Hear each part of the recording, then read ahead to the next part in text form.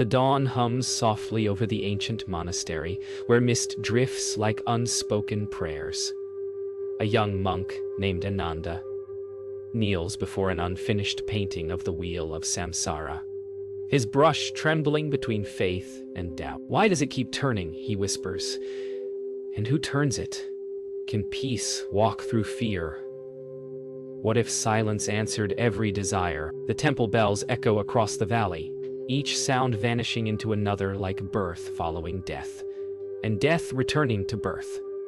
Ananda closes his eyes, but the wheel inside his mind keeps spinning faster. In that moment, the painted eyes of the wheel flicker open as though something beyond the canvas is watching him back. Ananda rushes to his teacher, Venerable Sona, whose calm presence fills the small meditation room like a still pond. "Master," he says, breathless. The painting it moved. Sona looks up, eyes soft yet unreadable. "When the mind moves, the world moves," he replies.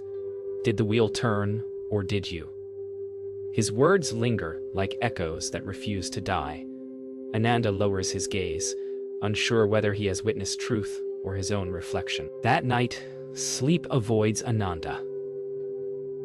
He lies awake, listening to the wind whisper through the monastery's prayer flags, each flutter carrying a thought he cannot silence. His mind paints the wheel again and again, each turn birthing faces: joy, sorrow, greed, loss. He wonders if the wheel isn't on the wall, but within him, spinning with every desire he tries to bury. At dawn, Ananda returns to the hall. The wheel looks ordinary again, still and quiet.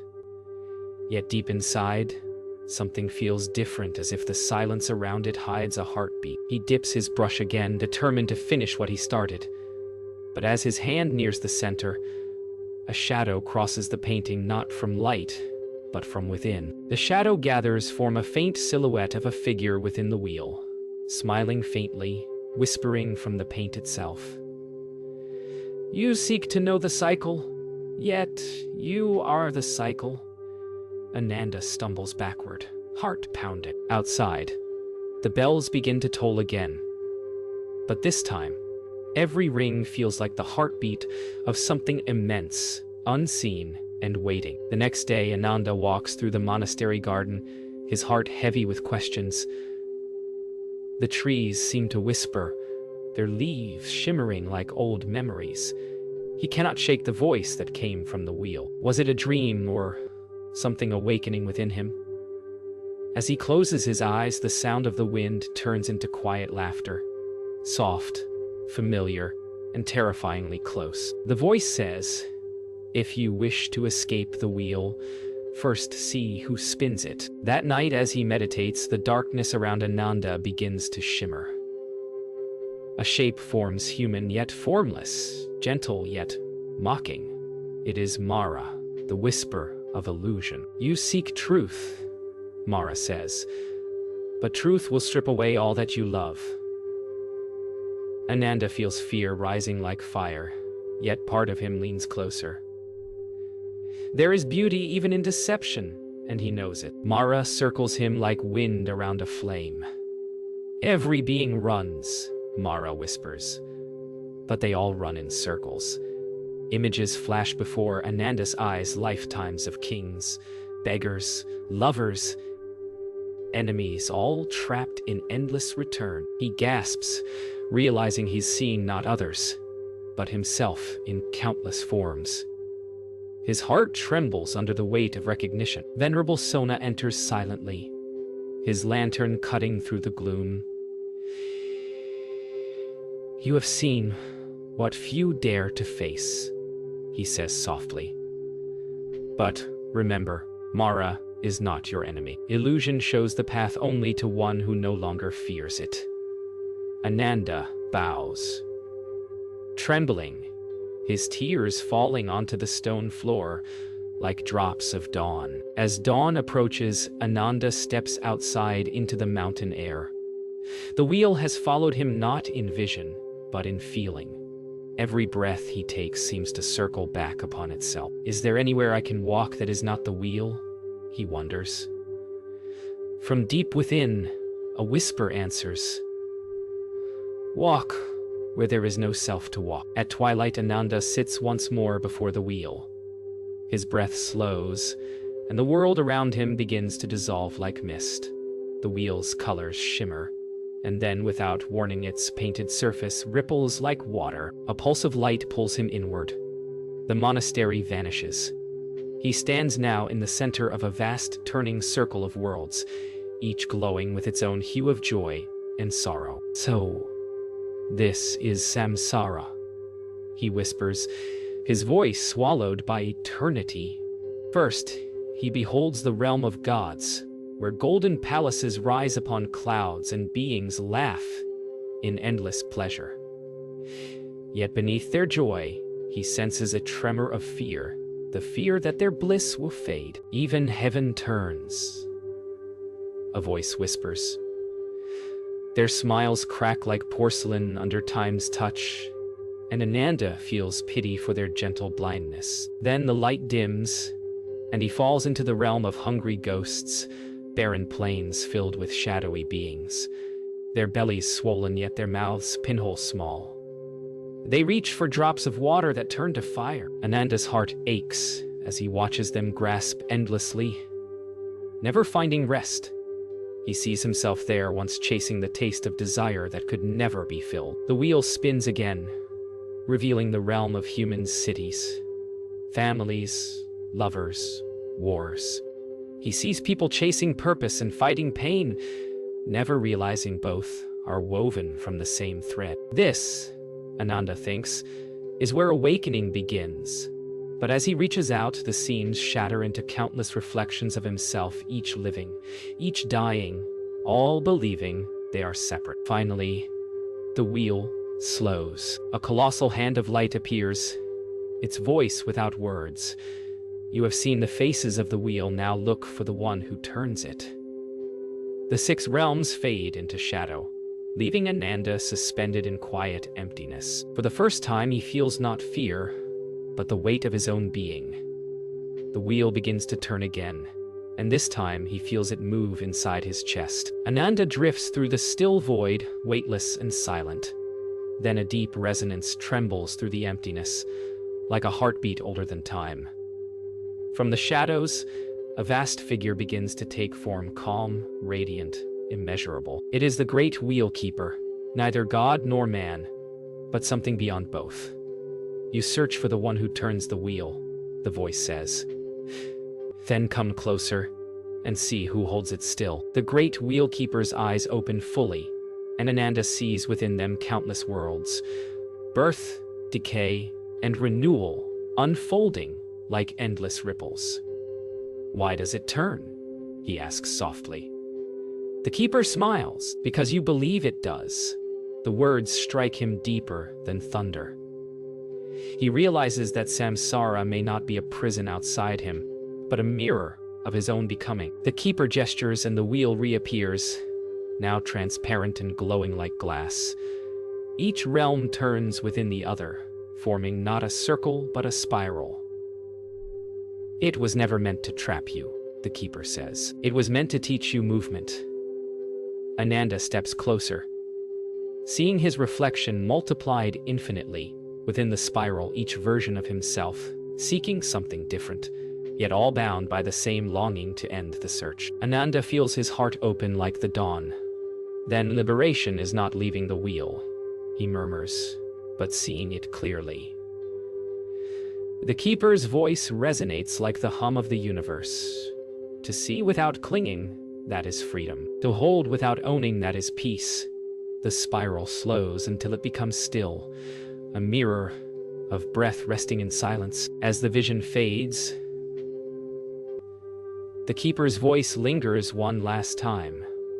When you return, remember the wheel turns only as long as you turn with it. The light dissolves into white silence. Then suddenly, Ananda is back in the monastery hall. The mural stands before him, unchanged. Yet, in his chest, he feels the quiet of a universe, that no longer spins. Days pass in silence.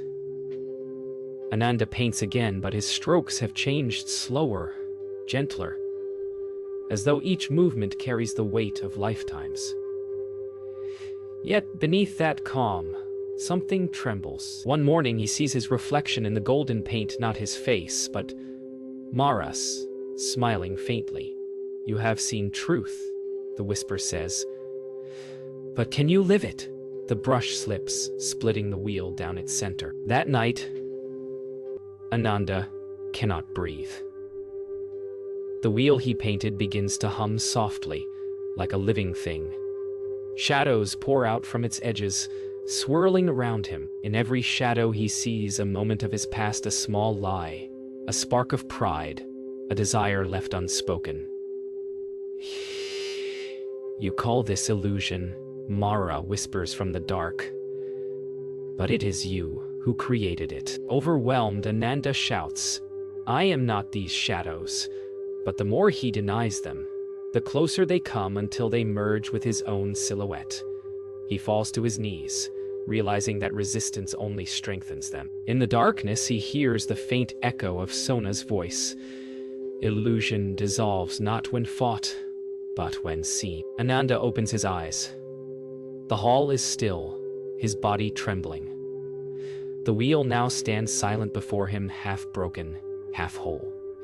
He sees in its crack his own reflection, divided yet one. Slowly, he touches the fracture, and a faint golden light seeps out, spreading warmth through the air. For the first time, he feels no fear. At dawn, Venerable Sona enters the hall and stands beside him. Neither speaks. The wheel is broken, yet it shines more beautifully than ever. Sona places a hand on Ananda's shoulder. "Now it no longer traps you," he says softly. "It reflects you." The morning sun fills the hall, turning the cracked mural into a mirror of light. Night drapes the monastery in stillness. The wheel no longer turns, yet its silence hums within Ananda like a heartbeat, without a sound. Sitting cross-legged before the mural, he feels the world growing lighter, as though the air itself is letting go of its weight. In the quiet, he asks the final question. "If the wheel and I are one, what remains when both disappear?" The answer comes not as sound, but as stillness that breathes. In the silence, Mara appears once more, no longer a shadow, but a reflection of Ananda himself. "You feared me," Mara says gently. "But I was only the part of you that wanted to be seen." Ananda opens his eyes, tears glimmering. "Then there was never a battle," he whispers. "Only a misunderstanding." Both figures smile, and for a moment, they merge into one. Suddenly, the hall dissolves into light. The wheel shatters quietly, not in destruction, but release. The fragments rise and vanish like snow, melting into sunlight. Ananda feels the boundaries of his body fade. His breath becomes the mountain wind, his thoughts the rustling of the trees. The voice of the keeper echoes faintly. "Now the wheel rests, because you have stopped running." In this silence beyond silence, Ananda sees everything: the wheel, the realms, the faces, all made of the same endless stillness. He laughs softly, not from joy or sorrow, but from clarity. "Nothing was ever apart," he whispers. "It was always this." His voice disappears into a vast peace that does not move, yet holds all motion within it. As dawn returns, Ananda opens his eyes. He is back in the monastery, yet the world feels reborn. Every sound, the wind, the bells, the footsteps of distant monks, carries the same stillness that once lived beyond the wheel. He bows his head, not to the Buddha, not to the wheel, but to the silence within all things. Years pass. The monastery breathes with quiet life. Young monks now gather where Ananda once sat, their eyes wide with the same questions he once carried. Ananda, now serene and weathered by wisdom, walks among them with the calm of flowing water. One student asks, "Master, is the wheel real?" Ananda smiles. As real as the one who turns it. His voice carries the softness of a dawn breeze, and for a moment, even the mountains seem to listen. Later that day, Ananda returns to the hall where the broken wheel still glows faintly on the wall. The crack remains, untouched. He kneels before it, smiling. "You were never broken," he whispers.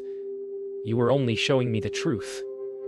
The golden fracture gleams softly, like a scar that has learned to shine. That night, as the moon rises, Ananda meditates beneath the open sky.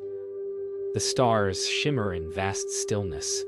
Each one feels like a heartbeat in the chest of eternity. He realizes that samsara and nirvana were never two, just names for the same ocean, seen from different shores. The wheel has not stopped. It turns gently now, like breath. In a dreamlike vision, the great wheel keeper appears once more, not as a being of light, but as the space itself. "You have seen the truth," the voice murmurs. "But remember, the wheel turns for all, until they too awaken." Ananda bows. "Then let my life be the stillness that helps others see." When he looks up, the keeper has vanished, leaving only wind and stars. At dawn, the bells ring once more. The monks gather, and Ananda opens his eyes to a world that has always been awake. The wheel remains upon the wall, still and radiant.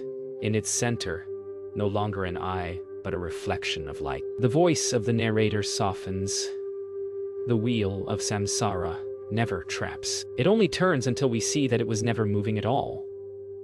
The camera pulls back the monastery, the mountains, the sky, everything still, breathing together as one.